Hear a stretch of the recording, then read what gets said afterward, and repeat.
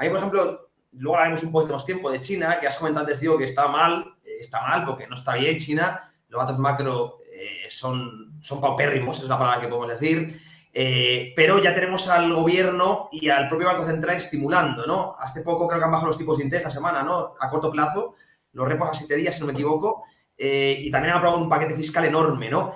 Realmente la bolsa se mueve por expectativas, no lo olvidemos, ¿no? Y en China sí que hemos visto capitulación, en ese ciclo, en el ciclo técnico sí que hemos visto esos movimientos que claudica, ¿no? el inversor, y a pesar de que esté mal, la bolsa es muy contracíclica, eso lo tenemos que entender.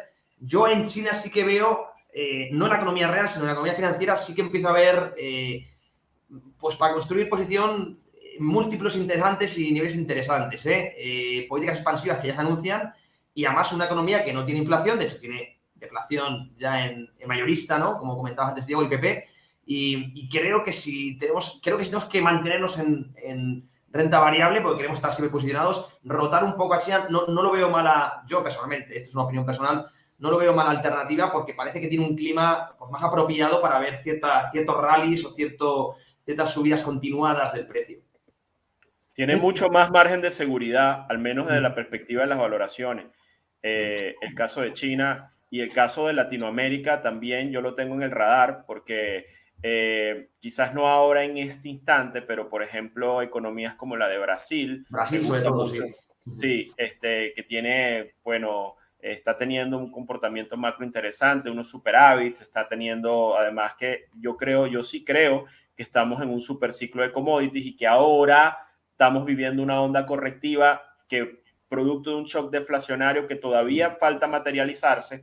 Como dice Diego, yo creo que vamos a tener caídas importantes más en los próximos meses en el petróleo, en el resto de commodities, pero esas caídas, en mi opinión, van a ser una oportunidad muy interesante para posicionarse en negocios que exploten estos sectores, porque además vienen de un deterioro fundamental del bear market en commodities desde el 2008, increíble, y que si realmente entramos en un superciclo, y esa es mi tesis de inversión de mediano a largo plazo, yo aquí estoy posicionado en cash, pero con digamos, observando muy claro la foto, y mi mercado de interés, cuando se materialice eventualmente el resto de estos ajustes, va a ser la periferia, va a ser más bien emergentes y va a ser más bien Latinoamérica particularmente.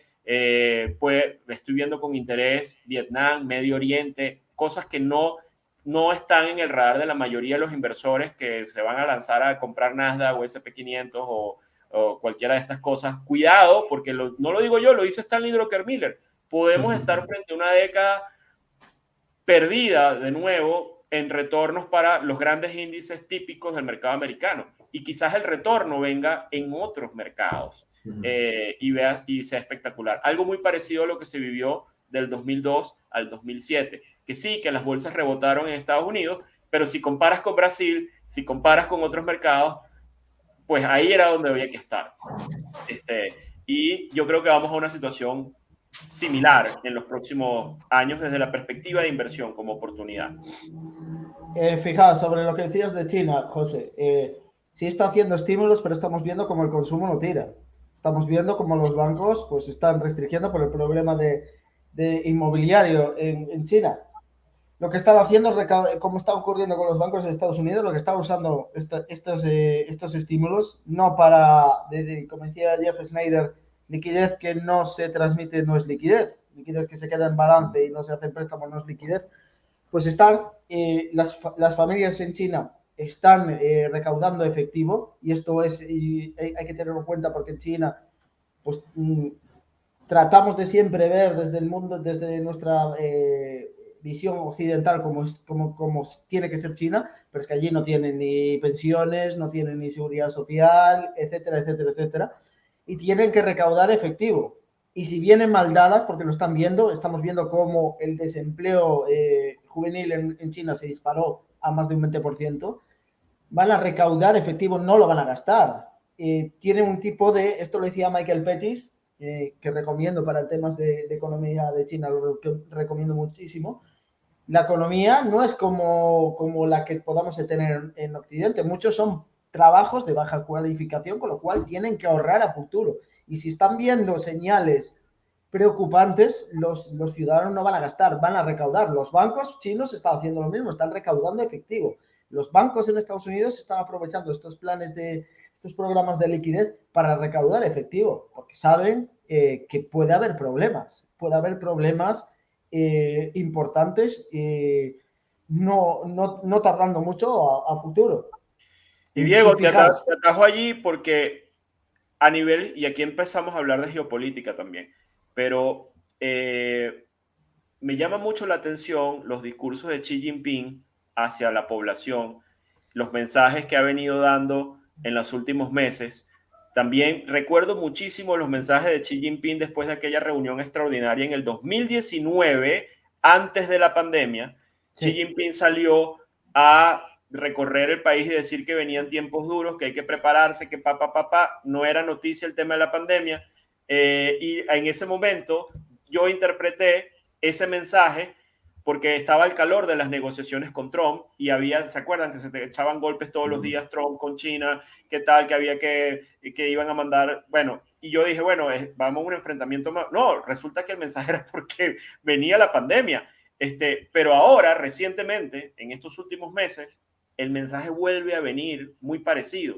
Es decir, tenemos que prepararnos para unas situaciones de unos años desafiantes, complicados, unidos, sí, con este mensaje del Partido Comunista Chino, ¿sabes?, a la población. Y por esa razón me imagino que los chinos están ahorrando, los chinos están viendo la manera en la que están, saben que no vienen tiempos de vacas gordas, porque no es el mensaje que está dando Xi Jinping. Está diciendo, vamos a un periodo complicado. Lo está diciendo, no sé si es porque van a ir a la guerra, no sé si es porque, etcétera. No podemos elucubrar, pero... Eso es interesante lo que comentas, Alberto. De hecho, en la última gran conferencia o palabras que dio Xi Jinping, como que cambió un poco el tono, ¿no? Hacia un giro como más maoísta, ¿no? Como que ya sabemos el marxismo que quiere usar el capitalismo hasta que ya utilizan los recursos y volver ahí hacia el socialismo. Creo que el Xi Jinping está como en esa última fase de, bueno, ya hemos explotado el mercado y vamos de nuevo a planificar todavía más y hacer poco a poco ese giro. A mí me sorprendió mucho porque parecía que le estaba funcionando un poco la apertura a China y me sorprendió de nuevo volver a esa soberanía, ¿no? Y cerrar un poco el comercio, que también lo empezó Estados Unidos, pero me chocó. Y creo que los chinos se asustaron un poco, en general, un poco el mundo ante esas palabras un poco radicales y veremos en qué acaba, ¿eh?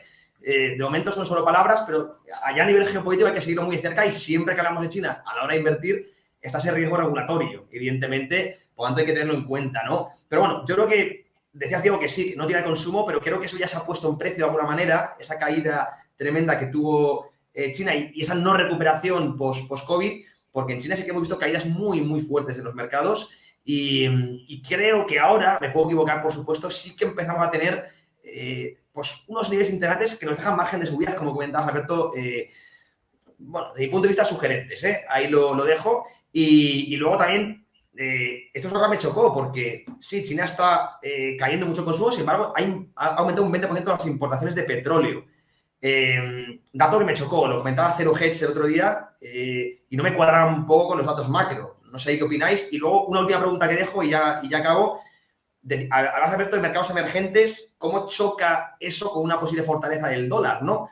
Porque yo en el dólar no soy tan bajista, ¿no? Como habla casi todos los bancos de inversión que lo ven caer por debajo que ven al euro de nuevo en los entornos de 1.13, 1.14 y caídas cuanto del dólar. Claro, si no vemos un dólar débil, realmente esto es un choque frontal contra los periféricos y emergentes. Y es un poco la única duda que tengo yo a la hora de meterme, por ejemplo, a analizar a fondo mercados como Brasil, que también he visto ese superávit brutal, se está beneficiando mucho de la caída argentina, también de la guerra de Ucrania, pero ese posible dólar fuerte es lo que a día de hoy es lo que me echa un poco para atrás a la hora de meterme de lleno en ese mercado. Yo estoy de acuerdo y como se lo he dicho a Diego, yo soy de la idea que el dólar va a seguir fuerte, al menos en el corto plazo, y que va a ir, me puedo equivocar también, esto es una opinión personal, pero yo creo que el dólar todavía le falta un latigazo destructivo enorme que viene derivado posiblemente por el hueco de liquidez que ya hemos hablado y todo lo que está pasando. Simplemente los dólares se hacen escasos y como bien escasos, pues eventualmente la gente, vamos a ver esa distorsión en el precio. Yo creo que eso viene y eso va a ser un golpe duro a los emergentes, un golpe duro a todos los países, especialmente Latinoamérica y la periferia.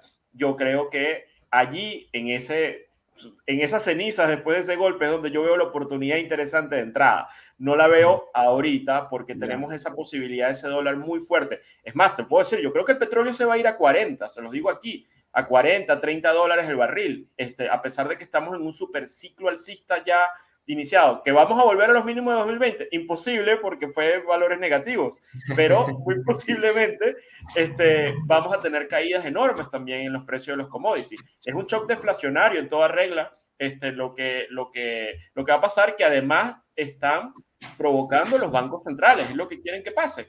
Es decir, llevar la inflación de nuevo al tema del 2%. Ahora, ese shock eventualmente habrán medidas, vendrán contramedidas de los países también emergentes, va a haber digamos, un reajuste en el tema de precios, pero para entrar a comprar cosas, ¿qué se comprarían allí? Yo creo que allí, en mi opinión, lo más interesante o el valor es buscar donde hay buenos fundamentales y buenos márgenes de seguridad en términos de valoración, y ahí definitivamente yo me saldría de Estados Unidos y vería China, Vietnam, algunos países de Latinoamérica, etcétera. Pero no estamos ahí todavía. Estoy de acuerdo contigo. Creo que todavía nos falta esa parte fea de un dólar duro. Voy a comentar sobre lo de China, porque esto, yo como comentaba, hay que ver a Michael. En temas de China, yo llegué atentamente lo que dice Michael Pettis, porque lo tiene muy bien controlado y lo explica bien, y la definición, y después voy a mostrar 2 gráficos para que veamos cómo están las cosas de forma monetaria. ¿Qué decía? Que el sistema de inversión, de crecimiento por inversión de China está acotado, se acabó. China, este tipo de crecimiento por inversión crea PIBs elevados, y como estamos viendo como el PIB de China desde hace años, aparte del paréntesis de la pandemia, que pues la pandemia ha generado todas estas distorsiones que posiblemente estamos viendo, como los bancos de inversión dan que ahora nos vamos al alza después que nos íbamos a la baja. Es decir, yo creo que ya no solo los bancos centrales están perdidos, sino que los propios bancos de inversión están medio perdidos, algunos lo hacen intencionadamente. Pero fijaos, decía Michael Pettis que el sistema de crecimiento de China por inversión está agotado. Eso crea PIBs enormes, crecimiento de PIBs explosivos, un poco lo que le está pasando a la India.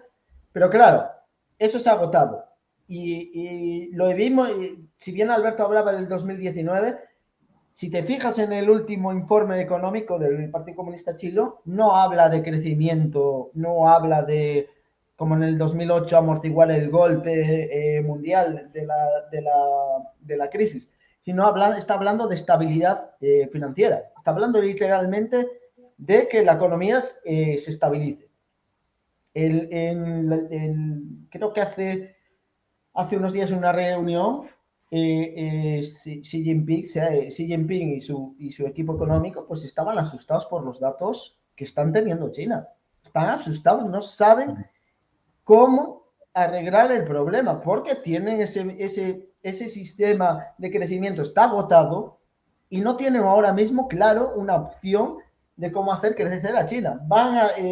Si os fijáis, la última vez que hizo estímulos, tampoco es que marcara mucha diferencia en crecimiento en China.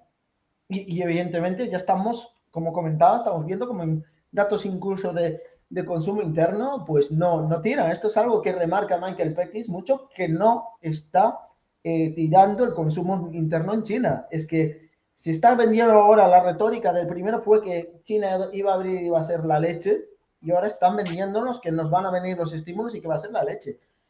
El propio Xi Jinping está asustado porque evidentemente tiene un problema de que si no consigue, digamos, que el país empiece a ganar fuerza de crecimiento, puede tener un problema social importante.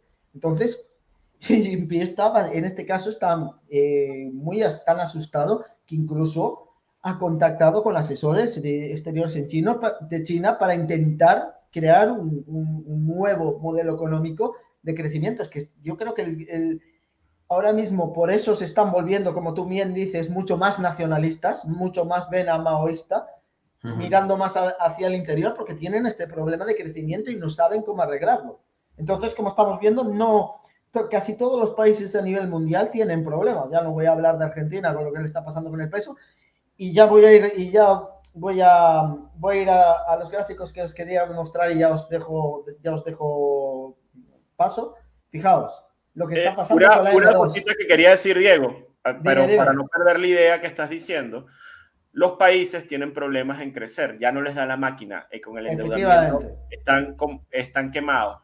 Y eso, históricamente, salvando las distancias, son incentivos enormes para poner el aparato de guerra a funcionar. Entonces, y Estados Unidos lo sabe muy bien. Y cuidado si China agarra ideas de esto también y eventualmente tengamos incentivos enormes para que haya un conflicto geopolítico de proporciones importantes, poniendo la maquinaria de guerra a funcionar por un problema de fondo que al final la guerra une a los pueblos, la guerra hace que se tomen medidas extraordinarias en los países, desemboca el gasto, etcétera. Entonces, es una maquinaria económica al final que pueden poner a funcionar, pero con todas las consecuencias que sabemos. Yo tengo la idea de que el ambiente está propicio para generar incentivos para que el peligro geopolítico de un enfrentamiento entre Estados Unidos y China esté más cerca de lo que mucha gente cree. Está muy cerca en términos de los incentivos que hay. Inversión, bolsa, criptomonedas. Te contamos las noticias que mueven el mercado.